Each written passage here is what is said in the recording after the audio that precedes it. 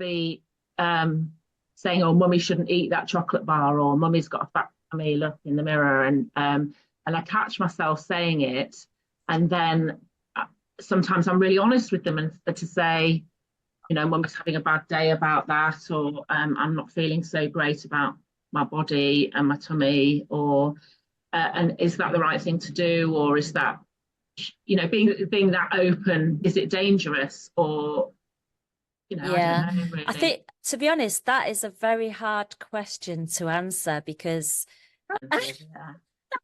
uh, you know, you, we're all telling our own story to ourselves every day, aren't we? And so when you're looking in the mirror, you're telling yourself a story of how you look and how you want to feel about how you look, etc.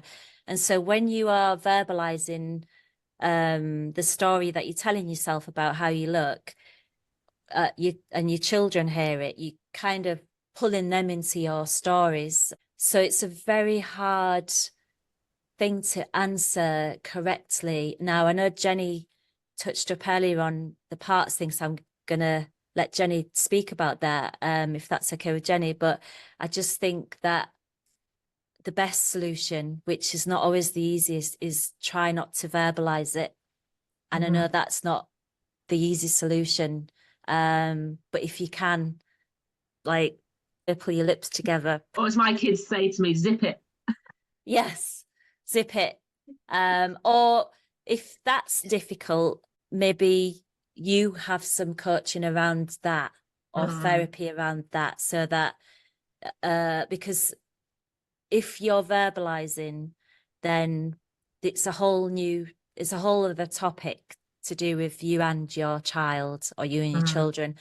But at the moment, if you can internalize it and work with someone to find ways to, I'm not saying suppress it, that's the completely different, but internalize the verbalization of it just whilst around your kids, and work on that, that would be a whole better solution. Than Jenny touched on something really important before about the parts.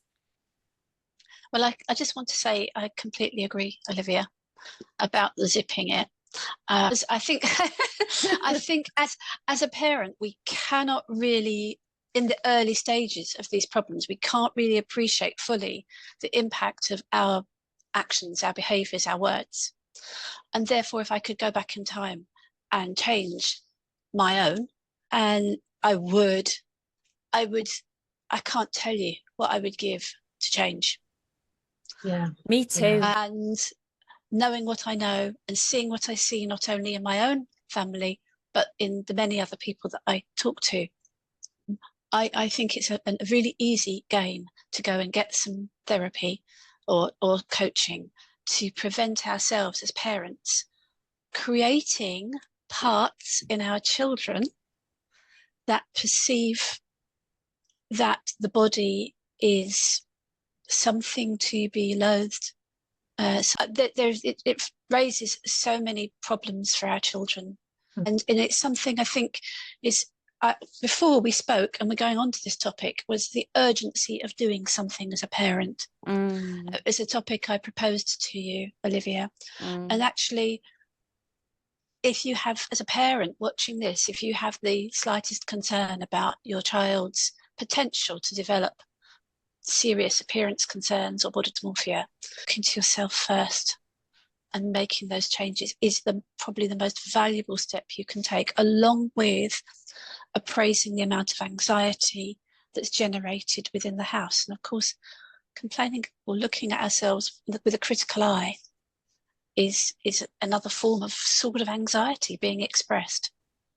But it's a form of self-torture, isn't it? And if you think about, at this moment in time, so, people that are verbalizing how they look in front of the children, you've got to remember that they are doing the best at this time in their life. Like, we're all just trying our absolute best, aren't we?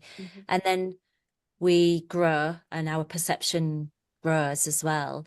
And then with that increased perception, we learn how to do better. Thankfully, when I was young, even though I had massive body image problems, I didn't verbalize it to my child. And it unfortunately I suppressed it, which obviously I'm not saying to do that either. But just by not verbalizing it and not showing anything around my body dysmorphic disorder at that time, I didn't pass it on. I might still have passed it on in ways that I didn't know or understand, or it wasn't in my awareness. But I think with the awareness that you have, you've just got to work with that. But if you're listening to this now and you ask yourself the question, do I verbalize how I feel about my body in front of my children, and is that negative? How can I change that? Not how can my child internalize that, because we can't control what goes on in our, you might do it to a child, and a child will just ignore it and grow up thinking that's just mummy, that's just daddy excess weight lifts, or mummy does this, mummy. And so, because every child's different, aren't they? Some children will internalize that in one way, and other children will just choose not to let it sit with them, and they'll just forget about it and choose something else. So I think rather than let that happen with this awareness of this workshop, just ask yourself the question, is it something I do? And if it is, how can I stop verbalizing it to my children? Because that could save a hell of a lot of time later on. But I just want to emphasize, because I know you've been able to share your view with us today. I just want to emphasize that, don't come away from this thinking, right, okay, this is bigger than what it is. Just think about, just from today, work with someone to it's just small little habits, and then just minimize them, and then it'll help you to feel better in yourself, actually, because if you're not verbalizing it anymore, it'll do a lot for you as well. Yeah. So, yes, I remember a previous therapist talking about how we hypnotize ourselves, and whenever you look at yourself in the mirror and go, it actually is going into a sort of just holding it in your body. Something that you mentioned in a previous episode today, Olivia, which was that you felt that your mother's yo-yo dieting or had an impact on how you felt about your body, and could have had some influence on your development of body dysmorphic disorder. And I just felt like that would be a really interesting topic to dive deeper into. Yeah, I mean, it wasn't just that. It was a combination of lots of different things that I feel. But yeah, you're right. One of them was because she was always yo-yo dieting, and so that gave me the message that she wasn't happy, and the relationship she had with food was around stress and anxiety. So I can't eat this, I can't eat that. But then and actually she would binge eat every night on chocolate and shipping order from the shop that I used to go to get. And then after that would be the guilt that she associated it, and then after that would be the sit-ups. So I would sit on her legs and she would do the exercise. So it was all in like every evening. It was a combination of all of it. But I think the other big thing for me was when my dad was home, all the nice food, all the good quality food was labeled dad's, and we weren't allowed to touch that food. We would go in the cupboard to see if there's anything to eat, and it's like, that's dad's, that's dad's, that's dad's. The corned beef was dad's, the marzipan was dad's. And so I didn't realize that as a child, but as an adult, that gave me the message that I'm not worthy enough to have this food. And my brothers are not worthy enough to have this food because that's Dad's. He's the worthy one, and we're not the worthy one. So I think it was an accumulation of lots of different things. Also, you know, my mum was abused when she was a child. Obviously, I'm not going to talk about that, but that made her behave the way that she thought, and her behavior as I got older was very evident, and she would stop me from doing certain things that I probably wouldn't, you know, even think about, such as, you know, like, don't go downstairs in your nightie after the age of 7, just because it's, you know, you need to be completely covered up. So for me, it was accumulation of lots of different things that made me really think about the messages that I was, just messages that I was getting from my parents, well, especially my mum. As much as my mum didn't realize that, obviously, you know, my mum is on the spectrum, like I've said before. She didn't realize that she was doing that. So it was all subconscious to her as well. But yeah, I don't know if that answers your question. Yeah, and it sounds as though there were lots of other things interplaying. But I suppose as a parent who, you know, I have constant negative self-talk about my body, and sometimes that does filter out to in front of my children. Yeah. It's wondering what the impact of that is, and particularly around dieting and weight and food, for me anyway. But it could be other things, couldn't it? It seems to me like there were lots of things going on for you, and that's going to be the same in any household. But as you're a teenager and you're coming into puberty, you are so aware of your body, aren't you? Because it's changing. So is that a kind of danger time in your view for this kind of thing? Let's go to Jenny, because I don't want to talk for the whole. Yeah, I think teenage years obviously are where body image issues can first be seen to arise. But I suspect that for quite a number of people, those images, those self-image, has already got some disturbance, depending on what's happened in the family and outside the family as well. So the impact of bullying and things like that. I'm not even sure that unless a parent is very self-aware that, you know, that these things wouldn't just happen without thought. Not also that they wouldn't be aware of the way in which these problems are beginning to germinate in their children. We are more aware now, and anybody watching this is already aware. Which is great, because as we become aware, we have options and responsibilities as well. Yeah. And when you're working with teenagers then, because you both work with teenagers who have body dysmorphic disorder or body image issues, do you talk to them about their relationships with their parents and their parents' attitude to dieting or to body, is that something that you discuss with teenagers, or is that too sensitive? How does that work? Olivia? Yeah, I can, but it doesn't always come up because my focus is really on the teenager, and also that would be more family therapy.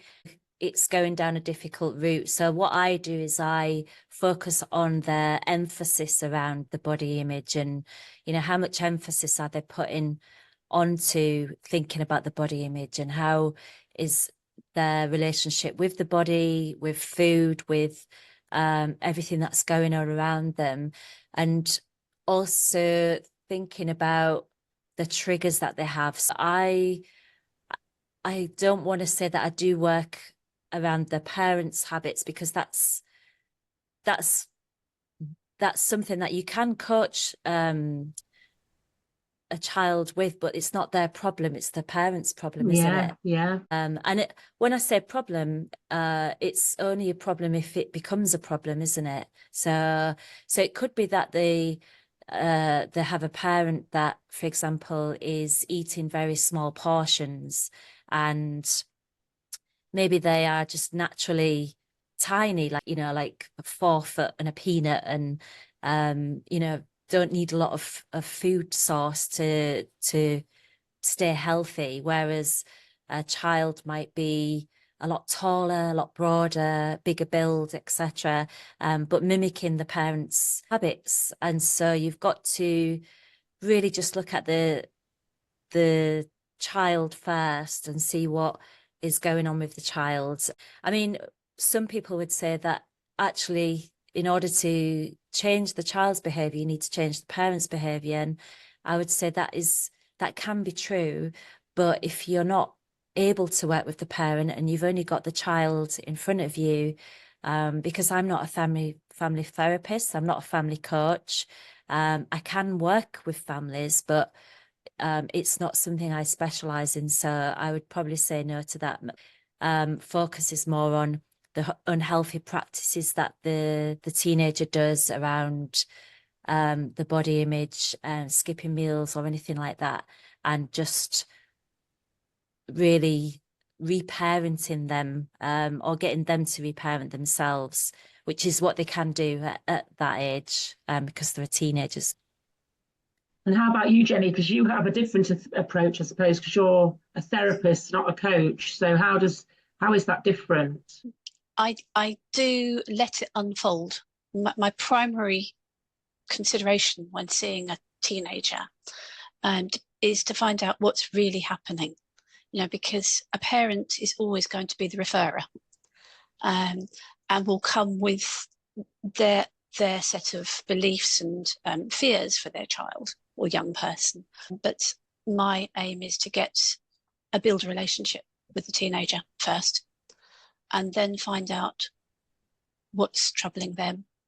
And then I may come across this position where I realise that indeed there is concern about, they have, if you like, the first steps of body dysmorphia, or even full-blown body dysmorphia. And then for me, it usually opens up into a more broad investigation with the teenager of why, you know, and what we can do about that. And on occasions, I will bring a parent back in, obviously only with the teenager's permission, because everything with the teen or my client who's a teenager is entirely confidential. But sometimes it becomes apparent that with a few small shifts on the part of the parent over a long period of time, that the anxiety of their teenager can be reduced. So it's not necessarily going to be about the way in which the parent is presenting their eating and their relationship with food. It can be about general anxiety that's generated within the home, which was really where we were in our family. There was a lot of stuff going on, anxiety and perfectionism and hurry up, and just not understanding the needs of a teenager, really. So if I bring a parent in, I bring them back into a session with the explicit understanding that there's not going to be any breach of confidentiality. And we discuss in general terms about how to support the child. And I disclose quite a lot about the errors that I made. So I think it's really helpful to know that the therapist you're talking to is not sitting on some chair saying, you're getting it wrong, I know the right way. Yeah. Because I'm still learning, you know, and I was reading something I'd written earlier on today that I'd sent to my son, which was really an apology for my behaviour. Oh, that's so sweet. And but you know, we're talking about when he was 3, something I did when he was 3, or maybe just under 3, and his response to that, and I think that sort of opening to being able to own our responsibility towards our children and our own vulnerability of, you know, before we know.